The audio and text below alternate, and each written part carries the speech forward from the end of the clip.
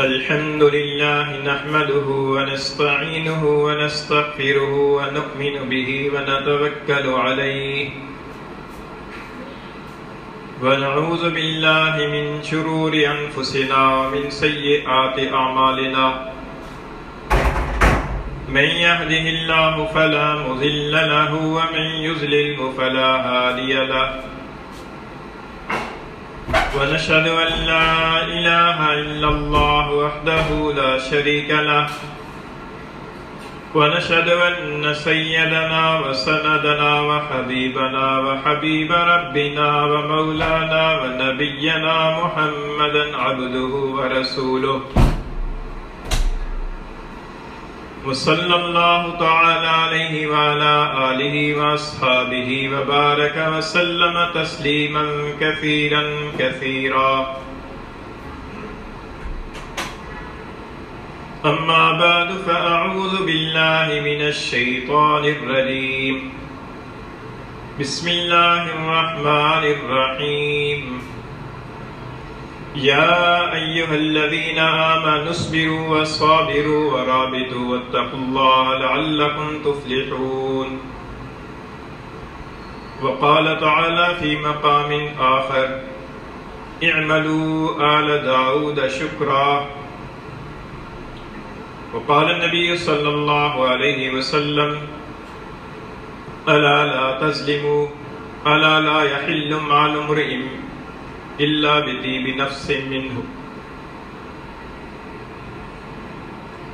وقال النبي صلى الله عليه وسلم اتق الله حيثما كنت وأتبع السيئة الحسنة تمحها وخالق الناس بخلق حسن أو كما قال رسول الله صلى الله عليه وسلم صدق الله مولانا العظيم وصدق رسوله النبي الكريم ونحن على ذلك لمن الشاهدين والشاكرين والصلاة والسلام على سيد الأنبياء والمرسلين والحمد لله رب العالمين. گرامی قدر سامعین، اللہ تعالیٰ نے انسان کو دنیا کے اندر تھوڑے سے محدود وقت کے لیے آزمائش کے لیے بھیجا ہے. آزمائش کیا ہے کہ اللہ تعالیٰ نے انسان کے اندر مختلف طرح کے جوہر، مختلف طرح کی خوبیاں اور خامیاں پیدا فرمائی ہیں، لیکن وہ نارمل اور عام حالات کے اندر وہ خوبیاں اور خامیاں چھپی رہتی ہیں، ان پہ پردہ پڑا رہتا ہے. جب غیر معمولی حالت کوئی طاری ہوتی ہے انسان پر، تو انسان کے اندر کی جو حالت ہے وہ باہر آتی ہے، اور یہ آزمائش ہوتی ہے. ویسے تو اللہ تعالیٰ چونکہ انسان کے خالق ہیں، اور اللہ تعالیٰ کی شان یہ ہے کہ اللہ تعالیٰ علیم بذات الصدور ہیں، اس لیے اللہ تعالیٰ کو ہر انسان کی ہر حالت کا، ہر خوبی اور خامی کا بخوبی علم ہے. لیکن اللہ تعالیٰ کی صفت عدل کا تقاضا یہ ہوا کہ انسان کے اپنے جسم سے، انسان کی اپنی زبان سے، انسان کے اپنے حالات سے اس کی خوبیاں اور خامیاں باہر آئیں، تاکہ اس کی پر حجت تمام ہو، اس کی پر دوسری چیزیں بھی گواہ بنیں، یہاں تک کہ انسان کے اپنے اعضاء اور جوارح بھی اس کی پر گواہ بنیں. اور پھر جب قیامت کے دن انسان سے باز پرس کی جائے اور اس کی خوبیوں اور خامیوں کا اندازہ لگایا جائے، اس کی خوبیوں اور خامیوں کا وزن کیا جائے، میزان پر تولا جائے، تو پھر کوئی انسان انکار نہ کر سکے، اور کوئی انسان یہ نہ کہہ سکے کہ مجھے موقع دیا جاتا، مجھے مہلت دی جاتی تو پھر میں اپنی خوبیاں ظاہر کرتا، اپنی خوبیوں کے جوہر دکھاتا، مجھے موقع ہی نہیں دیا گیا. جس کے باوجود اس کے کہ اللہ تعالیٰ کو ہر انسان کی ہر خوبی اور ہر خامی کا پورا علم ہے، اس کے باوجود اللہ تعالیٰ نے اپنی صفت عدل کے تقاضے کے طور پر انسان کو دنیا میں بھیجا ہے. اور انسان کو دنیا میں بھیج کر اللہ تعالیٰ نے انسان پر مختلف طرح کے حالات طاری کیے ہیں. نارمل حالات بھی طاری کیے، اب نارمل حالات بھی طاری کیے، اچھے حالات بھی طاری کیے، اور ایسے حالات بھی طاری کیے کہ جو بظاہر اچھے نہیں تھے، اور ان مختلف حالات کے اندر انسان کو گویا کہ انسان کو اس میں سے کٹھالی میں سے نکالا گیا اور انسان کو ایک طریقے سے ایک پروسیس سے گزارا گیا تاکہ انسان کی خوبیاں اور خامیاں باہر آ جائیں۔ مثال کے طور پر ایک انسان کے اندر خوبی ہے کہ وہ صبر اور تحمل والا ہے، برداشت والا ہے، لیکن نارمل حالات کے اندر اس کی اس خوبی کا علم نہیں ہوتا۔ جب اس کے اوپر غیر نارمل حالت، اب نارمل حالت اس کے اوپر غیر معمولی حالت طاری ہوتی ہے، کوئی بندہ اس کو مشتعل کرنے کی بات کرتا ہے، کوئی بندہ اس کو غصہ میں لانے کی بات کرتا ہے، پھر وہ دیکھا جاتا ہے کہ وہ کتنے تحمل اور برداشت کا مظاہرہ کرتا ہے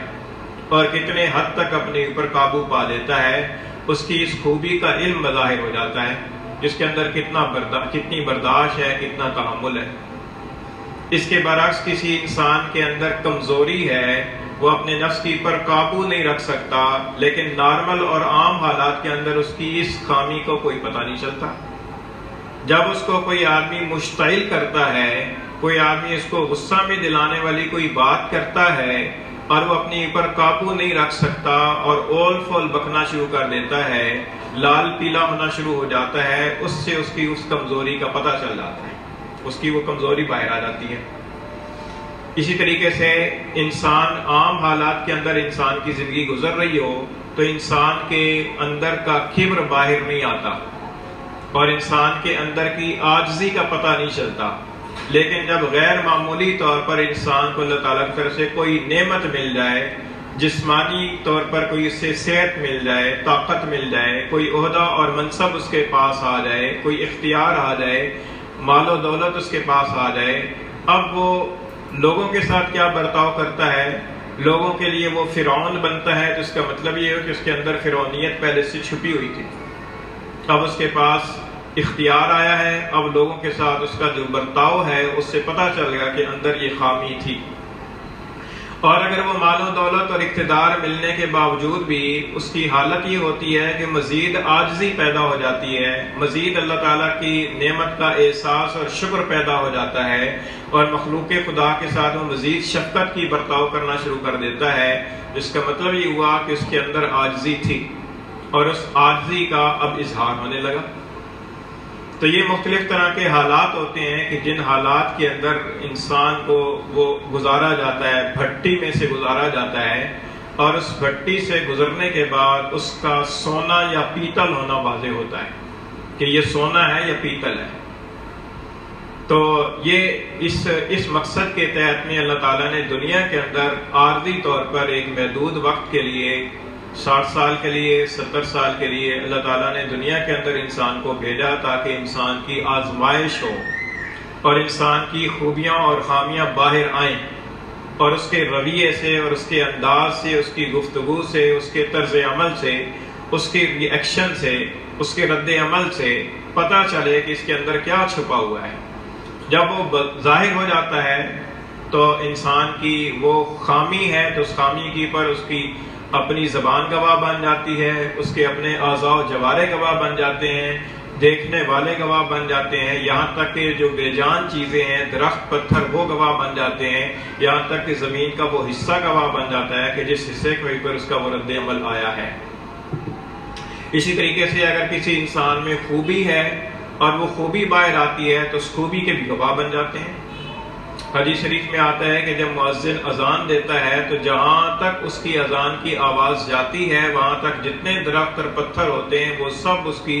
مومن ہونے کی گواہی دیتے ہیں، کیونکہ سب تک اس کی شہادت کی آواز پہنچی ہے۔ تو اسی طریقے سے قیامت کے دن زمین کے جس حصے کی پر انسان نے اللہ کی رضا کی خاطر سجدہ کیا ہوگا تو وہ اللہ کے حضور میں گواہی دے گا کہ فلاں آدمی نے میرے اوپر سجدہ کیا۔ جس پتھر، جس پہاڑ یا جس درخت کے پاس کسی نے اللہ کا ذکر کیا ہوگا وہ اس کے اوپر گواہ بنے گا۔ کوئی برا عمل کیا ہوگا وہ گواہ بنے گا۔ قرآن مجید کے اندر اللہ تعالیٰ نے ارشاد فرمایا ہے کہ یومئذ تحدث اخبارہا، کہ قیامت کے دن زمین اپنی خبریں بیان کر دے گی۔ حدیث میں آیا کہ آپ کو پتہ ہے کہ زمین کی خبریں کیا ہیں؟ فرمایا کہ زمین کی خبریں یہ ہیں کہ زمین کے جس حصے کی پر انسان نے اچھا یا برا عمل جو کیا ہے، قیامت کے دن وہ زمین اس کے بارے میں گواہی دے دے گی۔ یہ اس کی خبریں ہیں، یہ قیامت کے دن خبریں بتا دے گی۔ یہ زمین گویا کہ اللہ تعالیٰ کا ایک بہت بڑا ریکارڈر ہے، جس کے اندر انسان کی باتیں بھی ریکارڈ ہو رہی ہیں اور انسان کے اعمال بھی ریکارڈ ہو رہے ہیں۔ تو یہ ایک طرح کا اللہ تعالیٰ کی طرف سے ایک خزانہ ہے جس کے اندر انسان کی ساری چیزیں جمع ہو رہی ہیں، اور قیامت کے دن یہ زمین اللہ تعالیٰ کے حکم کے مطابق بیان کر دے گی۔ اعضاء و جوارح کے بارے میں سورہ یاسین میں اللہ تعالیٰ نے فرمایا کہ الیوم نختم علی افواہہم، آج ہم ان کی منہوں کی پر مہر لگا دیں گے، منہ سی دیں گے، منہ بند کر دیں گے، اور ان کے ہاتھ ہمارے ساتھ کلام کریں گے اور ان کے پاؤں گواہی دیں گے جو کچھ بھی یہ کرتے رہے۔ جو اللہ زبان کو بولنے پر قادر ہے، زبان کو بولنے کی طاقت اور صلاحیت دینے پر قادر ہے، وہ اللہ ہاتھ اور پاؤں کو بھی بلوانے پر بھی قادر ہے۔ ورنہ بہت سارے کئی لوگ ایسے ہوتے ہیں کہ جن کے پاس زبان ہوتی ہے لیکن قوت گویائی نہیں ہوتی، گنگے ہوتے ہیں، قوت گویائی نہیں ہے۔ اب وہ اشاروں سے جو گفتگو کرتے ہیں تو گویا اپنے ہاتھوں پاؤں سے وہ بتاتے ہیں کہ جو انہیں زبان سے بتانا چاہیے۔ ہاتھوں پاؤں کے اندر وہ اللہ تعالیٰ نے صلاحیت رکھ دی، وہ قوت گویائی کے قائم مقام ہو گیا۔ تو یہ بھی ممکن ہے کہ اللہ تعالیٰ قیامت کے دن ہاتھ ہی بولنا شروع کر دیں جس طرح زبان بول رہی ہے، اور جس طرح دنیا کے اندر گونگے کی زبان ہونے کے باوجود بول نہیں سکتی، قیامت کے دن انسان کی زبان ہونے کے باوجود، انسان کا منہ کھلا ہونے کے باوجود انسان نہ بول سکے۔ تو یہ ہے مقصد کہ دنیا کے اندر انسان کو آزمائش کے لیے بھیجا گیا ہے۔ آزمائش کے لیے ویسے تو بہت سارے امتحانات ہیں، بہت ساری اسباب ہیں کہ جن کے ذریعے انسان کو آزمایا جا رہا ہے۔ چنانچہ دوسرے پارے کی سورہ بقرہ کی ایک آیت کریمہ پچھلے جمعے پر بھی آپ کے سامنے تلاوت کی تھی، اس کے اندر اللہ تعالیٰ ارشاد فرماتے ہیں کہ وَلَنَبْلُوَنَّكُمْ بِشَيْءٍ مِّنَ الْخَوْفِ وَالْجُوعِ وَنَقْصٍ مِّنَ الْأَمْوَالِ وَالْأَنفُسِ وَالثَّمَرَاتِ، فرمایا کہ ہم تمہیں ضرور بھی ضرور آزمائیں گے، کسی قدر خوف سے، کبھی بھوک سے، کبھی مالوں اور جانوں اور پھلوں کے اندر کمی سے تمہیں آزمائیں گے۔ تو یہ آزمائش کے ذریعے ہیں۔ آزمائش کا ذریعہ ایک ذریعہ خوف ہے کہ انسان کے اوپر کسی کا خوف اور ڈر مسلط کر دیا جائے۔ خوف اور ڈر یہ بھی ہوتا ہے کہ انسان اپنے آپ سے بھی ڈرتا ہے، کہ انسان جو ہے نا وہ اپنے مال کے کم ہونے سے ڈرتا ہے۔ الشیطان یعدکم الفقر، شیطان تمہیں فقر سے ڈراتا ہے۔ انسان سوچتا ہے کہ یہاں مال خرچ کر دوں گا، کم ہو جائے گا، فقیر ہو جاؤں گا، مفلس ہو جاؤں گا، یہ خوف۔ اور جوع، بھوک یہ ہے کہ انسان فاقے سے ڈرتا ہے کہ کہیں ایسا نہ ہو کہ میرے پاس مال ختم ہو جائے اور میں بھوکوں اور فاقوں مرنے لگوں۔ کئی دفعہ انفرادی سطح پر انسان کو یہ خطرات پیدا ہو جاتے ہیں، اور کئی دفعہ ایسے ہوتا ہے کہ اجتماعی طور پر اللہ تعالیٰ کی طرف سے کوئی آفت آ جاتی ہے، سیلاب کی صورت میں یا قحط سالی کی صورت میں ایسا عذاب آ جاتا ہے کہ جس کی وجہ سے پیداوار جو ہے وہ کم ہو جاتی ہے، اور اس کے لینے والے زیادہ ہوتے ہیں، اور اس کے نتیجے کے اندر بہت سارے افراد کی پہنچ سے وہ پیداوار باہر ہو جاتی ہے۔ اور اللہ تعالیٰ کو قدرت حاصل ہے کہ بغیر کے قحط سالی کے اور بغیر سیلاب کے اللہ تعالیٰ ایسی پیداوار کے اندر ایسی اتار چڑھاؤ پیدا فرما دیں کہ جس کے نتیجے کے اندر پیداوار ہونے کے باوجود عام متوسط لوگوں کی پہنچ سے باہر ہو جائے، جس کو مہنگائی کہا جاتا ہے۔ یہ بھی ایک طرح کا اللہ تعالیٰ کی طرف سے آزمائش ہوتی ہے۔ جانچا جاتا ہے کہ اس آزمائش کے موقع پر، اس تکلیف کی حالت کے اندر یہ کیا کرتے ہیں۔ اللہ تعالیٰ نے ایک جگہ پر یہ مصیبتیں نازل فرمانے کی وجہ یہ ارشاد فرمائی کہ لعلہم یتضرعون، تاکہ یہ لوگ ڈھیلے پڑیں۔ اللہ تعالیٰ کو عذاب دینے سے کوئی یہ مقصود نہیں ہے کہ بندے تکلیف میں آئیں، بلکہ اللہ تعالیٰ یہ تکلیف اس لیے ڈالتا ہے تاکہ لوگ ڈھیلے پڑیں، ان کے اندر سے کبر ختم ہو، ان کے اندر عاجزی پیدا ہو، ان کے اندر سے سرکشی ختم ہو، وہ فرما برداری کی طرف آئیں۔ اللہ تعالیٰ کی طرف سے آزمائش کا مقصد یہ ہوتا ہے، مصیبتیں نازل کرنے کا مقصد یہ ہوتا ہے تاکہ لوگ اس سے متاثر ہو کر اللہ کے سامنے آئیں، گڑ گڑائیں، عاجز ہوں۔ لیکن کئی دفعہ ایسے ہوتا ہے قوموں کے اندر کہ قومی سطح پر، اجتماعی سطح کی پر آزمائشیں آتی ہیں، لیکن بجائے اس کے کہ اللہ تعالیٰ کی طرف رجوع کیا جائے، سرکشی میں اضافہ ہوتا ہے، نافرمانی میں اضافہ ہوتا ہے، یا اضافہ نہ ہو تو حالت جوں کی توں رہتی ہے، کوئی تبدیلی نہیں آتی، کوئی جھکاؤ اللہ کی طرف نہیں آتا، رجوع نہیں ہوتا ہے اللہ، تو اس کا نتیجہ یہ نکلتا ہے کہ پھر وہ آزمائش نہیں رہتی بلکہ انسانوں کے لیے سزا بن جاتی ہے، وہ عذاب بن جاتا ہے۔ تو اس لیے ضرورت اس بات کی ہے کہ ہم اجتماعی انداز کے اندر قومی سطح کی پر ہم اللہ کی طرف رجوع کریں، فردن بھی ضرورت ہے اور قومی سطح پر بھی رجوع اللہ کی ضرورت ہے، تاکہ اس طرح کے جو غیر معمولی حالات ہیں، جو ایک طرح کا عذاب بنے ہوئے ہیں، ان غیر معمولی حالات سے انسانوں کو چھٹکارا ملے۔ اور بنقص من الاموال والانفس والثمرات، مالوں کو کم کر دیں گے، جانوں کو کم کر دیں گے۔ کئی دفعہ ایسے آتا ہے کہ بیماری، وبائی صورت کے اندر بیماری ایسی آ جاتی ہے کہ بکثرت موتیں ہونے لگتی ہیں، اور اس کے نتیجے کے اندر افراد کم ہونے لگ جاتے ہیں۔ اور ثمرات پھلوں کو کہتے ہیں، پھلوں کا کم ہونا، عام جو باغات کی پیداوار ہے، پھل ہے، وہ بھی ہو سکتے ہیں، اور پھل کا ایک معنی پروڈکٹ بھی ہے کہ مشینیں اور کارخانے اور فیکٹریاں، ان سے جتنی پیداوار آنی چاہیے وہ نہیں آ رہی، کارخانے بند ہو گئے،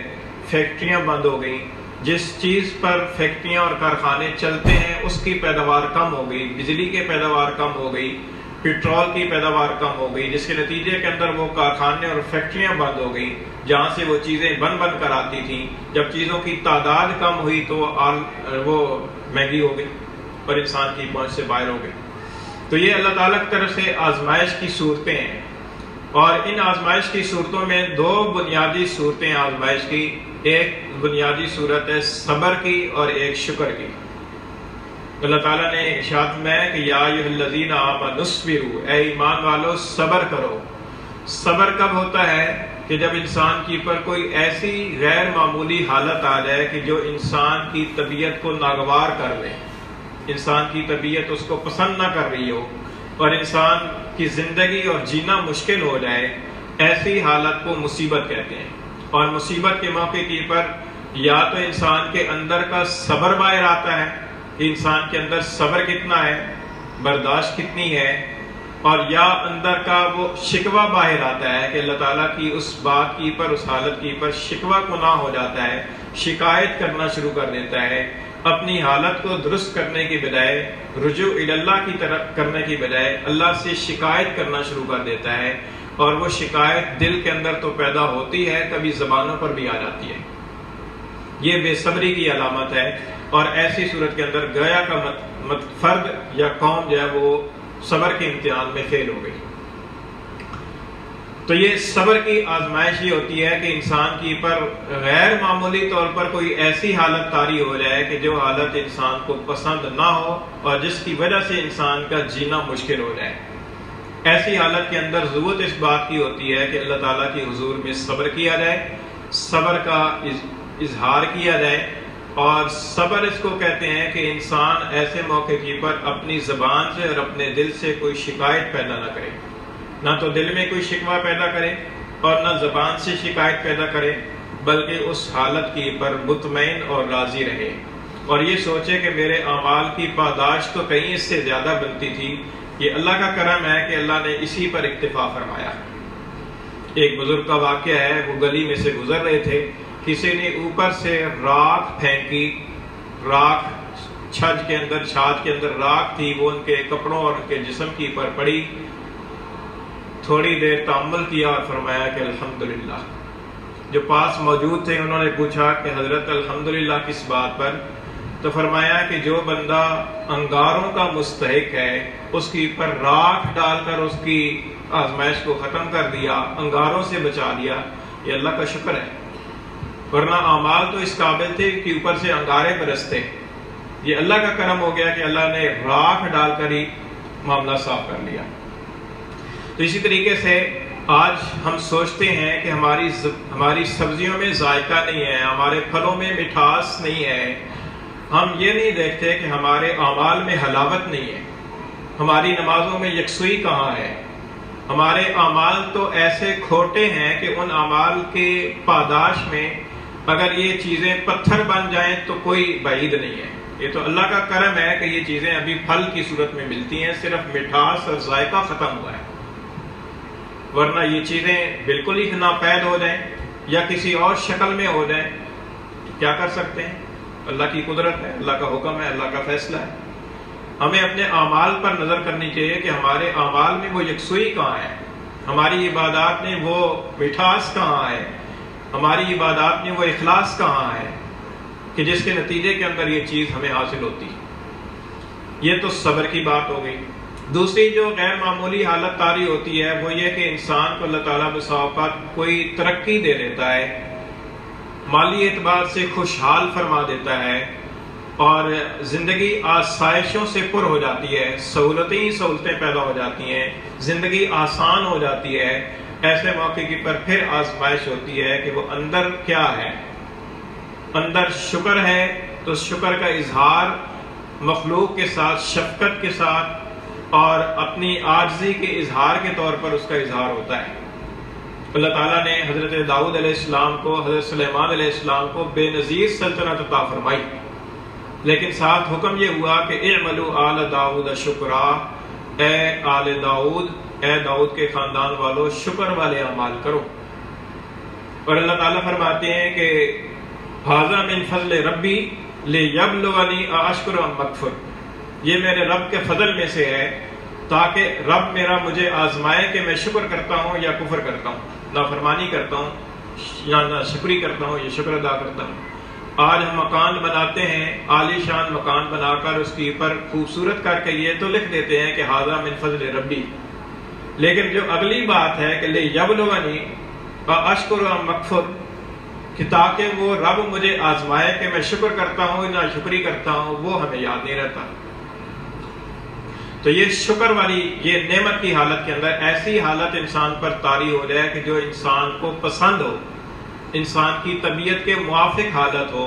یہ نعمت ہے۔ اور اس نعمت کی پر اللہ تعالیٰ چاہتے ہیں کہ بندے اللہ کی نعمت کا شکر ادا کریں، اور شکر دل سے بھی ہوتا ہے، زبان